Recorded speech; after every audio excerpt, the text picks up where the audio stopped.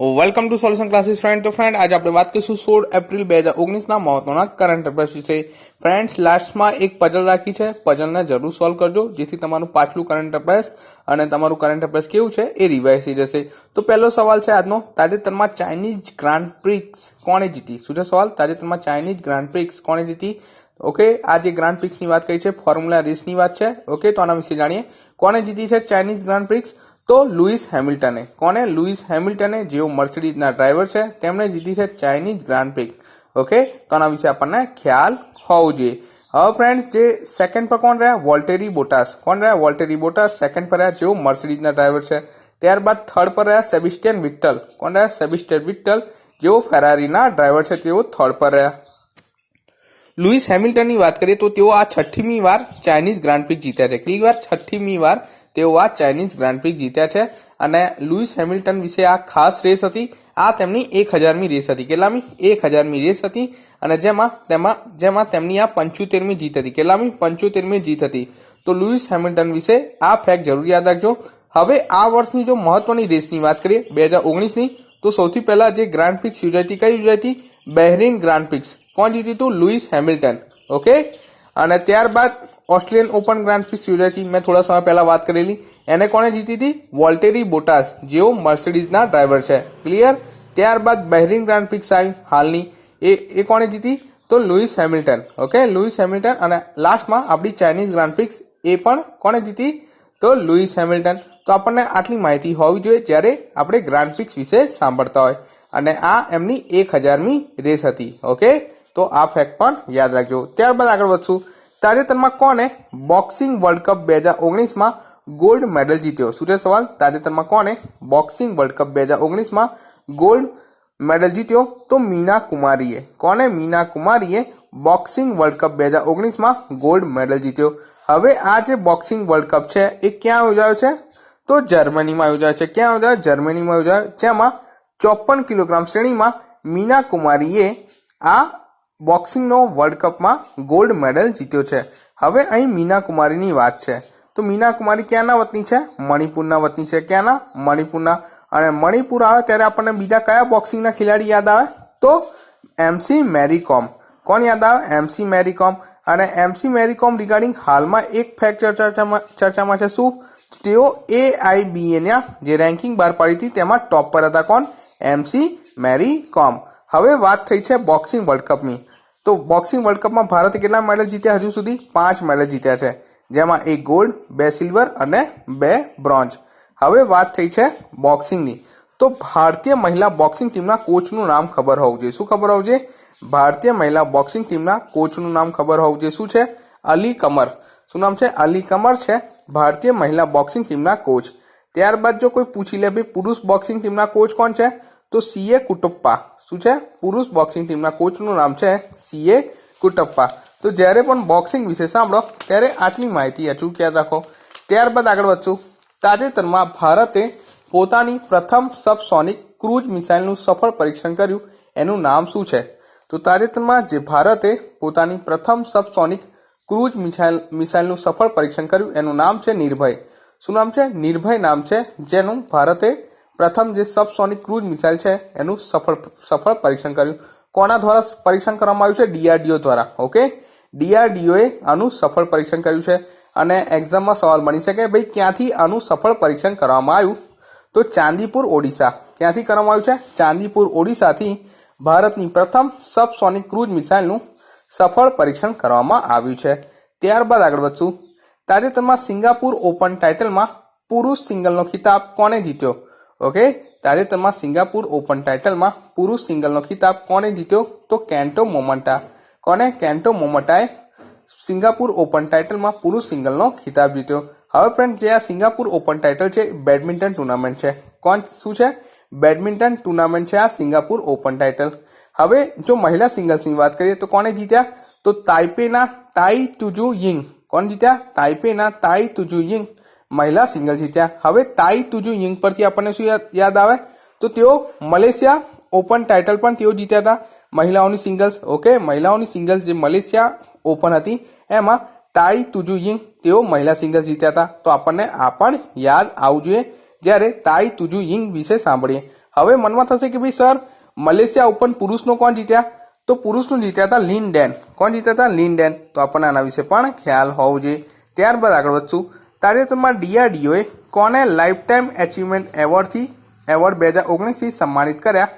તો ડોક્ટર એકે સિંહને. કોને? ડોક્ટર એકે સિંહને ડીઆરડીઓએ લાઈફ ટાઈમ એચિવમેન્ટ એવોર્ડ 2019થી સન્માનિત કર્યા. ડોક્ટર એકે સિંહ માને અજય કુમાર સિંહને સન્માનિત કર્યા છે લાઈફ ટાઈમ એચિવમેન્ટ એવોર્ડથી. હવે અહીં વાત થઈ છે ડીઆરડીઓની. શેની વાત થઈ છે? ડીઆરડીઓની. તો ડીઆરડીઓ વિશે પણ થોડું જણાવી દઉં. તો ડીઆરડીઓનું ફૂલ ફોર્મ થશે defence research and development organisation. શું થશે? Defence research and development organisation એ ડીઆરડીઓનું ફૂલ ફોર્મ થશે. ડીઆરડીઓની સ્થાપના થઈ હતી 1958. ક્યારે થઈ હતી? 1958 માને 1958માં ડીઆરડીઓની સ્થાપના થઈ હતી. ઓકે, હવે 1958 પરથી આપણને બીજું શું યાદ આવવું જોઈએ? 1958 પરથી બીજું શું યાદ આવવું જોઈએ? નાસા. નાસાનો પણ સ્થાપના 1958માં થયું હતું. ક્યારે? 1958માં. અને ત્યારબાદ જો બીજું નજીકમાં કોઈ યાદ રાખવા જેવું હોય તો ઈસરો. ઈસરોની સ્થાપના ક્યારે થઈ હતી? તો ડીઆરડીઓના 11 વર્ષ બાદ માને કે 1969માં. ક્યારે? 1969માં ઈસરોની સ્થાપના થઈ હતી. તો આપણને આ યાદ આવવું જોઈએ. જો કોઈ પૂછે ભાઈ ડીઆરડીઓની સ્થાપના તો 1958. નાસાની તો એ જ સેમ યર કે ભાઈ 1958 અને ઈસરોની તો 11 વર્ષ આગળ એટલે કે 1969 એટલે કે 11નો ચાલ્લો. ક્લિયર છે? આઈ પરથી પણ આપણને યાદ આવી જાય કે ભાઈ આઈ માને આપણે 11 એમ એઝ્યુમ કરી શકીએ છીએ. ક્લિયર છે? હવે ડીઆરડીઓની વાત થઈ છે તો ડીઆરડીઓના ચેરમેન કોણ છે? જી સતીશ રેડ્ડી. કોણ છે? જી સતીશ રેડ્ડી ડીઆરડીઓના ચેરમેન છે. મોટો શું છે ડીઆરડીઓનો? તો સ્ટ્રેન્થ્સ ઓરિજિન ઇન સાયન્સ. શું છે મોટો? સ્ટ્રેન્થ્સ ઓરિજિન ઇન સાયન્સ મોટો છે ડીઆરડીઓનો. હવે જી સતીશ રેડ્ડી પરથી આપણને શું યાદ આવવું જોઈએ હાલમાં જ? તો જી સતીશ રેડ્ડી છે તેમને હાલમાં જ એક એવોર્ડથી સન્માનિત કર્યા છે. કયા એવોર્ડથી? તો મિસાઇલ સિસ્ટમ એવોર્ડથી. ઓકે, અને એક સવાલ જરૂર પૂછાય છે દરેક એક્ઝામમાં. ડીઆરડીઓ દિવસ ક્યારે મનાવવામાં? તો 1 જાન્યુઆરીના રોજ. ક્યારે? 1 જાન્યુઆરીના રોજ ડીઆરડીઓ દિવસ મનાવવામાં આવે છે. ત્યારબાદ આગળ વધશું. તાજેતરમાં વર્લ્ડ પ્રેસ ફોટો એવોર્ડ 2019 કોણ જીત્યું? શું છે સવાલ? વર્લ્ડ પ્રેસ ફોટો એવોર્ડ 2019 કોણ જીત્યું? તો જ્હોન મૂર જીત્યા. કોણ જીત્યા? જ્હોન મૂર જીત્યા છે વર્લ્ડ પ્રેસ ફોટો એવોર્ડ 2019. હવે જ્હોન મૂર કોણ છે? તો તેઓ એક અમેરિકન ફોટોગ્રાફર છે. શું છે? તેઓ એક અમેરિકન ફોટોગ્રાફર છે જ્હોન મૂર. હવે શા કારણે તમને આ એવોર્ડ મળ્યો છે વર્લ્ડ પ્રેસ ફોટો એવોર્ડ? તો તેમને એક રડતા બાળકનો ફોટા માટે. ઓકે, તેમને એક રડતા બાળકના ફોટાને ક્લિકના કારણે તેમને વર્લ્ડ પ્રેસ ફોટો એવોર્ડ મળ્યો છે. હવે આની સિચ્યુએશન જણાવી દઉં. તો ફ્રેન્ડ્સ એકચ્યુઅલીમાં એવું બન્યું હતું કે ભાઈ એક માં પોતાના બાળકીને લઈને ઇનલીગલી અમેરિકન બોર્ડર ક્રોસ કરતી હતી અને ત્યાં અમેરિકન અધિકારીએ તેમની ધરપકડ કરી અને ત્યાં આગળ તેમના ચેકિંગ દરમિયાન જે આ બાળકી છે એ રડતી હતી અને તે ટાઈમનો આ ફોટો ક્લિક કરવામાં આવ્યો અને જેના માટે જ્હોન મૂરને વર્લ્ડ પ્રેસ ફોટો એવોર્ડ 2019થી સન્માનિત કર્યા. ત્યારબાદ આગળ વધશું. તાજેતરમાં એરટેલ અને ફિક્કી લેડીઝ સંસ્થાએ કયા નામથી મહિલા સુરક્ષા એપ લોન્ચ કરી? તો my circle. Okay, my circle નામની એપ લોન્ચ કરવામાં આવી છે ફિક્કી અને એરટેલ દ્વારા. હવે આના વિશે વધુ જાણીએ. ઓકે, હવે આ જે એપ છે એ મહિલાઓને પ્રોબ્લેમ અને ઇમરજન્સી માટે આ એપ લોન્ચ કરવામાં આવી છે. હવે ઇમરજન્સીની વાત કરીએ તો ઇન્ડિયામાં એક જ only number emergency number launch કરવામાં આવ્યો હતો તાજેતરમાં. કયો? 112. કયો? 112 નંબર લોન્ચ કરવામાં આવ્યો હતો અને ત્યારબાદ 112 નંબર નામની એક એપ્લિકેશન લોન્ચ કરવામાં આવી હતી જેમાં મહિલાઓ માટે સાઉટ નામનું ફીચર હતું અને એ સાઉટ નામના ફીચર પર ક્લિક કરવાથી એટલે કે બટન દબાવવાથી તમારા નજીકમાં જે તમારા રિલેટિવ છે, ફેમિલી મેમ્બર છે, એમને તમારું લોકેશન સેન્ડ થઈ જતું હતું અને એ તમારા પાસે રીચ થઈ જતા હતા. હવે અહીં ફિક્કીની વાત થઈ છે. કોની? ફિક્કી. તો ફિક્કીનું ફૂલ ફોર્મ ખબર આવજો. શું થશે ફિક્કીનું full form? Federation of Indian chamber of commerce and industry. શું થશે?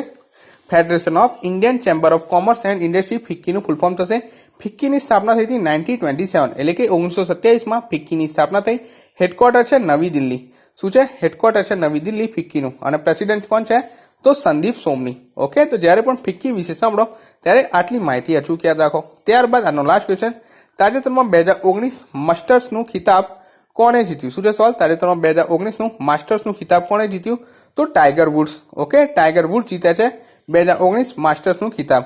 હવે આ 5મો માસ્ટર ખિતાબ છે ટાઈગર વુડ્સનો. પહેલો ક્યારે જીત્યા હતા? 2005માં અને આ જે માસ્ટર્સ ખિતાબ છે એ શેના સાથે જોડાયેલી છે? તો ગોલ્ફની આ એક રમત છે, મતલબ કે આ ગોલ્ફનું એક ખિતાબ છે. ઓકે, તો જ્યોર્જિયાના ઓગસ્ટમાં આ ફાઇનલ રમાઈ હતી. માસ્ટર્સ 2019ની જે ફાઇનલ છે ક્યાં રમાયેલી? જ્યોર્જિયાના ઓગસ્ટામાં, અને જેથી આને ઓગસ્ટા માસ્ટર્સ પણ કહેવાય છે. ઓકે, હવે અહીં ગોલ્ફની વાત થઈ છે તો ગોલ્ફ રિગાર્ડિંગ એક ફેક્ટ આપણને યાદ હોવું જોઈએ.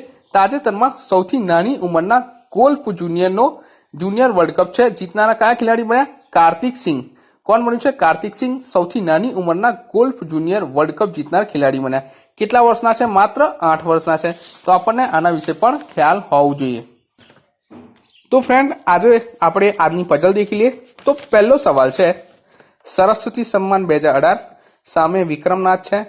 ક્વેશ્ચન 2 છે, ફોર્બ્સના સર્વે મુજબ ભારતનું ટોચનું બેંક. 3rd નંબર છે, આંધ્રપ્રદેશ હાઈકોર્ટના ચીફ જસ્ટિસ. 4 નંબર છે, પુરુષ સિંગલ મલેશિયા જીતનાર બેડમિન્ટનમાં. ઓકે, ત્યારબાદ 5th ક્વેશ્ચન છે, ડોર સ્ટેપ ડિલિવરી શરૂ કરનાર બેંક. અને 6th ક્વેશ્ચન છે, સિંગાપુર પુરુષ સિંગલ બેડમિન્ટન એટલે કે સિંગાપુર પુરુષ સિંગલ જીતનાર ખેલાડી. ઓકે, તો આપણને આ 6 સવાલના જવાબ પેટર્નમાં ખ્યાલ હોવો જોઈએ. તો તમારા પાસે 5 સેકન્ડનો ટાઈમ છે, તમે તમારો જવાબ વિડીયો પોઝ કરીને નોંધી લો. તો પહેલો સવાલ છે, સરસ્વતી સન્માન 2018 કોણ જીત્યું? તો આપણને ખબર હોવું જોઈએ, મેં કાલે જ વાત કરી, સરસ્વતી સન્માન 2018 શિવા રેડ્ડી. ઓકે, શિવા રેડ્ડી જીત્યા છે સરસ્વતી સન્માન 2018. હવે કોઈ પૂછી લે 2017 કોણ જીત્યા? તો આપણને યાદ હોવું જોઈએ, સિતાંશુ યશચંદ્ર. ત્યારબાદ છે, ફોર્બ્સના સર્વે મુજબ ભારતનું ટોચનું બેંક કયું? ઓકે, જે ફોર્બ્સનો સર્વે છે એના મુજબ ભારતનું ટોચનું બેંક છે HDFC. કયું છે? HDFC છે ફોર્બ્સના સર્વે મુજબ ભારતનું ટોચનું બેંક. ત્યારબાદ છે 3rd ક્વેશ્ચન, આંધ્રપ્રદેશ હાઈકોર્ટના ચીફ જસ્ટિસ. ઓકે, આંધ્રપ્રદેશ હાઈકોર્ટના પ્રથમ ચીફ જસ્ટિસ કોણ બન્યા છે? તો આપણને ખ્યાલ હોવો જોઈએ, વિક્રમનાથ. કોણ બન્યા છે? ચીફ જસ્ટિસ વિક્રમનાથ આંધ્રપ્રદેશ હાઈકોર્ટના પ્રથમ ચીફ જસ્ટિસ બન્યા છે. ઓકે, તો ક્વેશ્ચન નંબર 3 અને ઓપ્શન એ આનો સાચો જવાબ છે.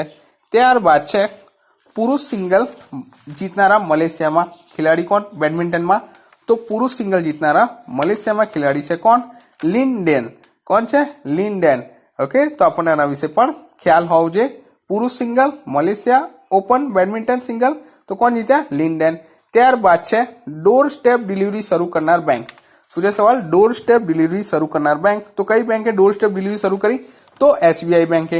ઓકે, તો આના વિશે પણ ખ્યાલ હોવો જોઈએ. ત્યારબાદ લાસ્ટ ક્વેશ્ચન છે, સિંગાપુર પુરુષ સિંગલ બેડમિન્ટન જીતનાર ખેલાડી કોણ? સિંગાપુર પુરુષ સિંગલ એટલે કે સિંગાપુર ઓપન જીતનાર ખેલાડી કોણ છે પુરુષોમાં? તો કોણ છે? કેન્ટો મોમાંટા. કોણ છે? કેન્ટો મોમાંટા સિંગાપુર ઓપન જીતનારા ખેલાડી છે. તો હોપફુલ તમે આ 6 ના જવાબ સાચી રીતે આપ્યા છે અને સાચા લખ્યા છે. તો તમે આ તમામ જવાબ કમેન્ટ બોક્સમાં લખી દેજો. તો નેક્સ્ટ વિડીયો સાથે જલ્દીથી મળીશું. હવે ઘણા લોકો કહે છે કે સર વિડીયો તો સારા બનાવો છો પણ રેગ્યુલર નતા. તો હવેથી તમને રેગ્યુલર અપડેટ્સ મળે છે. તો વિડીયો ગમે તો લાઇક શેર જરૂર કરી દેજો. જો યોગ્ય લાગે તો નેક્સ્ટ વિડીયો સાથે જલ્દીથી મળીશું.